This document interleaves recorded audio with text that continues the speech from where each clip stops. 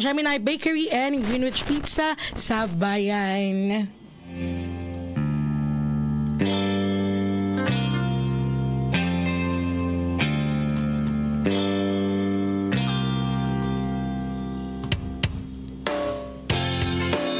DZDG 96.7, we talk. You listen. We talk, you listen. Yes, we talk, you listen. Ayan.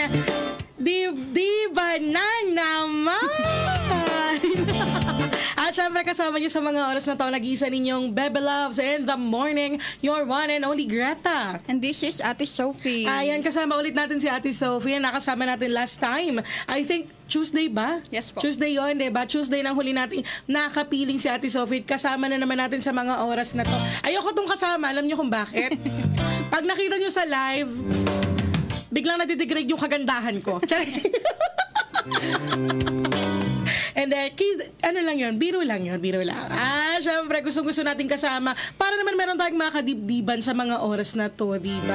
Kasi nga, diba, Ate Sophie, ito ang programa na palaging nagpapaalala sa ating lahat na kung meron man tayong mga pinagdadaanan, wag na nating tambayan at daanan na lang natin yan. Pag-usapan natin yan dito lamang sa programang Dibdiban na! Isa't kalahating oras na naman tayong magdidibdiban, Ate Sophie, diba? Yes po. Truly yan. Kaya naman, kung kayo ay merong mga dinidibdib, baka meron kayong mga gustong idulog sa ating himpilan, pwede kayong mag-text sa ating official text line 0929-216-8100. Again, that's 0929-216-8100. Or you can check our live stream at Facebook page of DZDG Destiny Radio. Again, Facebook page of DZDG Destiny Radio. At syempre naman, pwede nyo rin kaming i-check kung gusto nyong mapakinggan ang aming huntahan, ang aming magagandang musika na nakahanay para sa inyo, pero wala kayong radyo paglabas ng inyong mga tahanan. Pwede nyong i-visit ang ating official website na www.dzdg967fm.com. Again, www.dzdg967fm.com. Yes, ayan naman, lahat yan available para sa inyong convenience. Kaya naman, tutok na maghapon magdamag dito lamang yan sa DZDG 96.7, where we talk. You listen. We talk, you listen. Oh, at dahil nga dibdiba na naman, yes, diba? Dahil nga pag-uusapan na naman natin yung mga nakakabigat sa ating mga dibdib. Para makapagpagaan ng ating nararamdaman. Oh, at para naman hindi sikip na sikip. Yes. Ang dibdib. Ang pakiramdam ng ating dibdib, diba? Para naman hindi mahirap huminga. Yes. Meron tayong didibdibin sa loob ng isa't kalahating oras. At Ate Sophie, bigyan mo nga sila ng idea kung ano ba yung pag-uusapan natin maya-maya lamang. Yan. Ang pag-uusapan po natin ngayon, DJ, is about sa isang working na siya and feeling niya nasa stuck na siya sa situation niya ngayon. Okay, sige. Alam ko maraming talagang makaka-relate dyan. Kaya naman maya-maya lamang babalikan natin yan. Maya-maya lamang pag-uusapan natin yan. In the meantime, ipagpatuloy nyo muna ang pakikinig ng magagandang musikang hatid sa inyo ng ating himpilan. My name is Greta. And this is Ate Sophie. Ayan, wag kayong alas because we will be right back.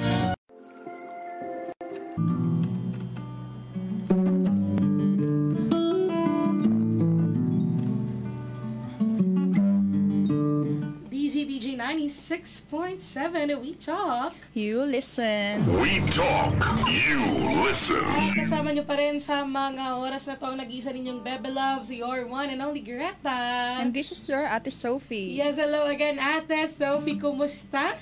Okay naman po. Magandang umaga. Kasing ganda natin ang umaga, DJ. Dapat laging ganun, di ba? Yes po. Kasing ganda natin ang umaga para maklaim natin talaga yung mga positive vibes, positive energy. Yes. Atin itong araw na ito. Yes, that's right. Ganyan dapat yung mindset. Gahin yung ganyang mindset atin itong araw na to. Kung hindi man, ang mga susunod na araw magiging atin. Ganon, yes, di ba?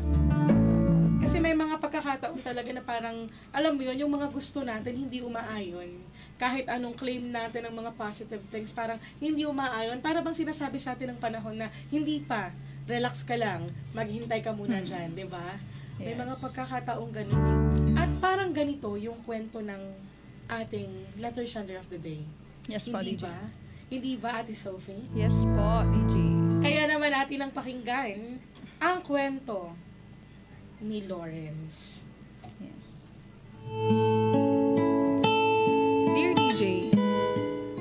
po si Lawrence or kahit Renz na lang po. Nagwo-work na po ako sa isang marketing department ng isang medical company. Medtech po talaga sana ang gusto ko dating i-take nung college. Kaso po ay pinag-aaral lang po ako ng relative ko at hindi po nila kaya ang presyo ng medical course. Kaya kesa naman po ay hindi ako makatapos, pinilit ko po itong tapusin kahit hindi po yan ang gusto ko. Pero kahit po pala nakatapos ay ang hirap pa rin palang maging stable. Pag nasa real world ka na pala, hindi pa rin ganun kadali maghanap ng work kahit degree holder ka na.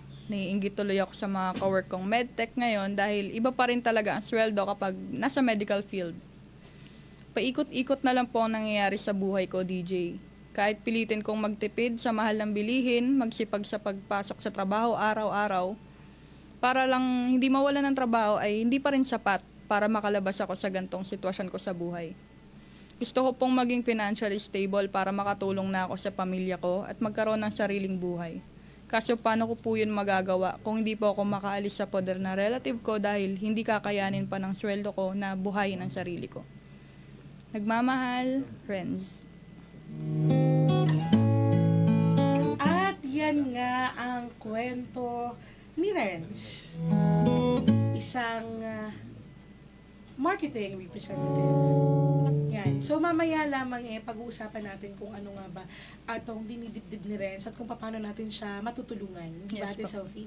In the meantime, baka kayo ay merong mga gustong ipayo. Baka kayo ay nagdaan din sa katulad na sitwasyon na pinagdadaanan ni Renz ngayon. Pwede po kayong mag-text ng inyong komento o maipapayo sa ating official text line at 0929-2168100. Yes, and pwede rin po kayo mag-comment sa aming Facebook page na DZDG Destiny Radio. Again, Facebook page of DZDG Destiny Radio. Yes naman. Kaya naman kung meron man kayong maipapayo, i-comment or i-text nyo na yan. Dito lamang yan sa DZDG 96.7 where we talk. You listen. We talk, you listen. This has been again your one and only Bebe Loves, Greta. And this is Sir Ate Sophie. Ayan, at magbabalik kami maya-maya lamang. In the meantime, makinig muna kayo ng magagandang musika. Here is Kool and the Gang with Take My Heart.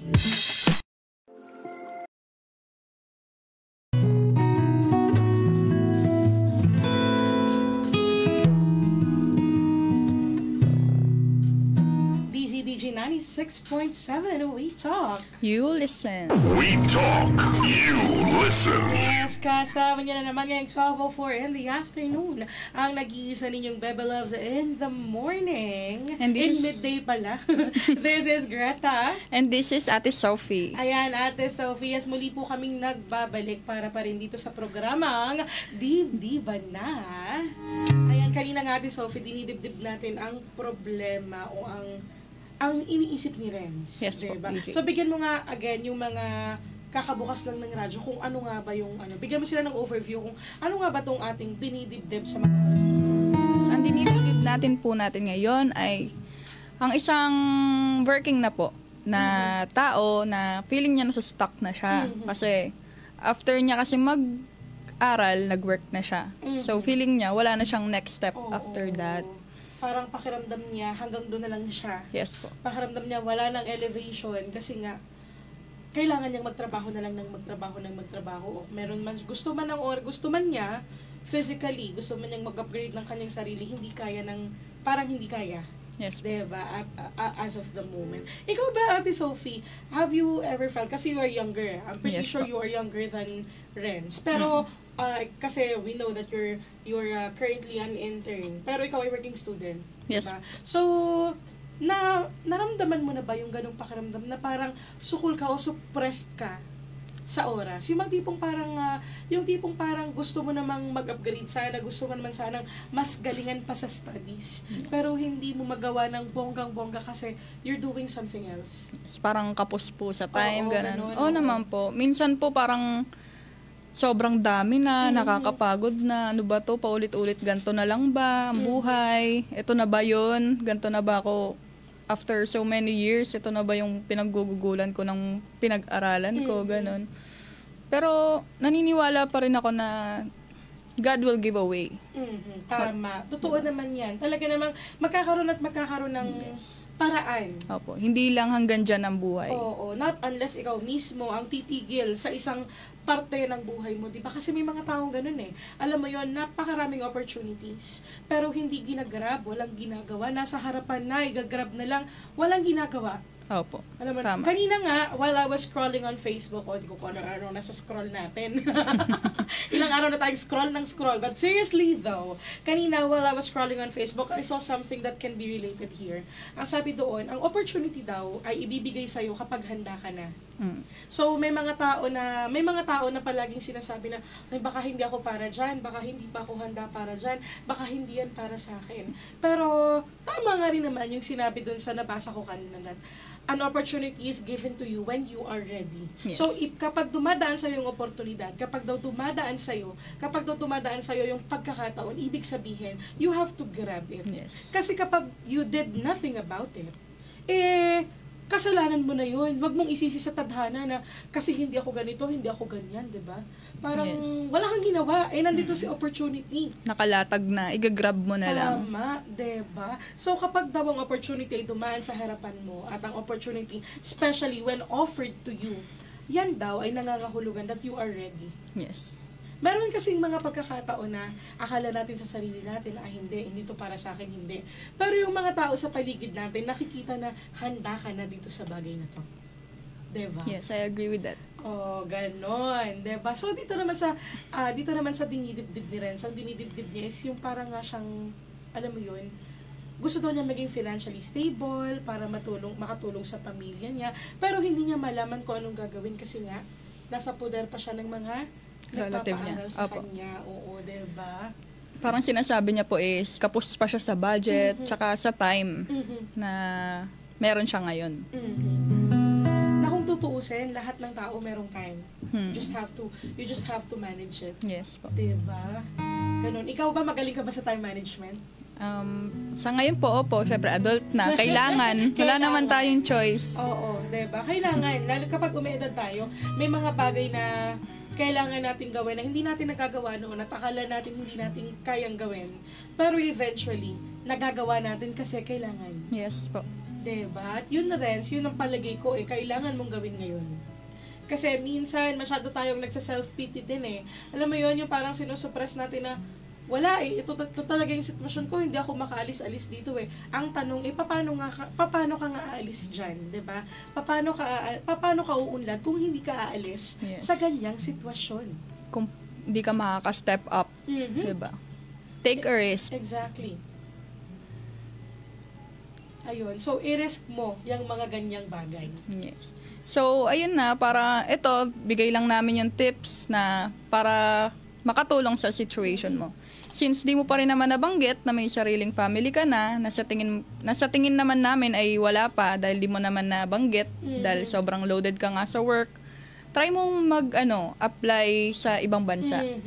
'Di ba? Kasi malay mo nandun ang opportunities na gusto mo, nandun ang buhay na para sa'yo. And the second one is, kung hindi mo naman prefer, yung tip number 1 namin is try to add skills. Maraming mga offer ngayon online. Like yung social media management or creating contents. Marami na ngayon. Talagang ikaw na lang ang kusang mag-grab. Nakalatag na yan sa harapan mo. Ang kailangan mo lang is try to invest some money. Di mo naman kailangan na malaking pera sa ganyan. Pero malaki may tutulong yan sa'yo in the future. Plus, syempre, invest your time. So, merong mga simpleng solusyon. Yes po. Napakarami. Actually, ngayon napakarami na ng solusyon kasi almost everything is very accessible na. Opo. Hindi kagaya nung unang panahon, 'di ba? Yung kagaya sa mga estudyante noon, no? Kapag halimbawa magre-research ka, kailangan mong pumunta sa library. Opo. Para isa-isang hahanapin mo yung libro, hahanapin mo kung sinong author, babasahin mo yung libro para mahanap yung mga citations na kailangan mo. Ngayon, hindi na. Everything is fed.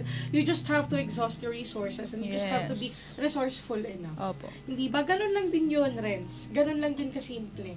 Pwedeng mong gamitin yung resources na meron ka to upgrade yourself. Yes. Kasi, ano naman kung anong marami kang resources dyan, kung hindi mo naman alam kung paano gagamitin, edi wala rin. Diba? Ganun lang yun. Ganun lang yun kasimple. You just have to use what you have. Kagaya nga Yes. lang sabi namin kanina, di ba? Ang opportunity ay para sa'yo kapag dumaan sa'yo. At kapag marami kang palalampasin, dahil nga sasabihin mo, wala akong ganito, wala akong ganyan. Yes. Wala. Hindi ka talaga makakaalis dyan. Ganyan Kasalanan na mo na forever. yan. Kasalanan mo na yan. Totoo. Di ba? Kapag ganun, kasalanan mo na. Inilapit na sa'yo, hindi mo pa pinansin, di ba? Yes. Oh. Yan ang kapalit ng mga choices na pinipili mo. Mhm. Every Tama. choices has consequences. Tama. Totoo yan. I like that, di ba? Every choices has its own consequences. Kaya nasa sa'yo talaga kung aling consequence ang gusto mong mangyari sa buhay mo. Yes. Oh, Nasa atin diba? umiikot ang ating kapalaran. Mhm. Totoo. Hindi nga ako naniniwala doon sa sinasabi na sa totoo lang. Personally, Opo. I believe na tayo talaga yung gumagawa ng kung ano yung ating kahihinatnan. Opo. Meron kasi iba sa totoo lang sinisisi ang nasa taas. Naku. 'Di ba? Na kaya daw siya ganun kasi yun daw yung binigay na buhay sa kanya. Hindi. Hoy. Yeah. Minsan kasi rin, DJ, ang kulang sa atin is hindi tayo marunong magpasalamat. Kasi, ayun na nandyan na, binibigay na sa'yo. Kailangan mo na lang i-appreciate kung Totoo. anong meron ka. I-appreciate at syempre, payabungin pa. Opo. Diba? Kasi kung Tama. wala kang gagawin doon, halimbawa, magaling kang kumanta, no? O magaling kang sumayaw, binigyan kang talent ng magandang boses o di kaya naman malambot na katawan, magaling sumayaw. Opo. Wala kang pera, wala kang pang-enroll sa college, nagkaroon ng singing contest doon. Anong sabi mo? Nahihiya ako. You could have won kung Hindi ko sumali po ka. kaya, DJ. Diba? Yung mga ganung Diba? bagay. Sayang naman. Ayun. So, hindi naman natin sinasabi na kapalan natin ang ating fez all the time. Pero, No. kung ano yung resources na meron tayo, let's use it. Yes. Kasi kaya yan ibinibigay sa atin. It's already an advantage nga na meron tayo ng mga ganyang resources Yes po. Paano yung ibang wala? Diba? Tama. So, gamitin natin kung ano yung resources na meron tayo. Alright, it's already 12:13 in the afternoon. Renz, kung nakikinig ka, sana ay marami kaming naitulong o meron kaming naitulong sa iyo sa hapon na to. Diba? Ayan, at syempre mga netizens natin, mga listeners, baka kayo ay merong gustong sabihin, pwede kayong mag-text sa ating official text line 09292168-100. Or you can comment at our live stream at Facebook at DZDG Destiny Radio. Again, Facebook page DZDG Destiny Radio. Ayan naman, this has been again your one and only Greta. And this is your Ate Sophie. At ito ang programang Dibdiban na! Magbabalik kami after a few minutes break.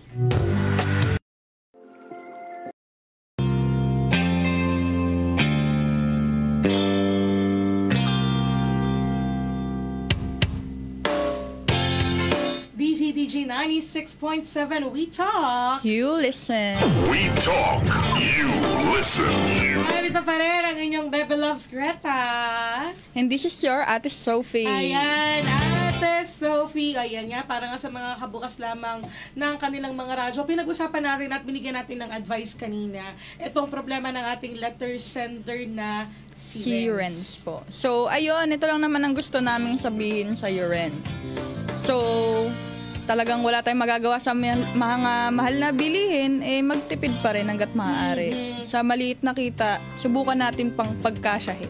Yun nga, tulad din ang sinabi namin, use your sources. Maximize it hanggat maaari. Tama. At second one is tiis-tiis. Dahil ganyan talaga ang buhay Hindi lang din tayo ang nasa ganyang sitwasyon. Marami tayo. Totoo. Lalo sa panahon ngayon ng inflation. Diyos ko, di ba, DJ Greta?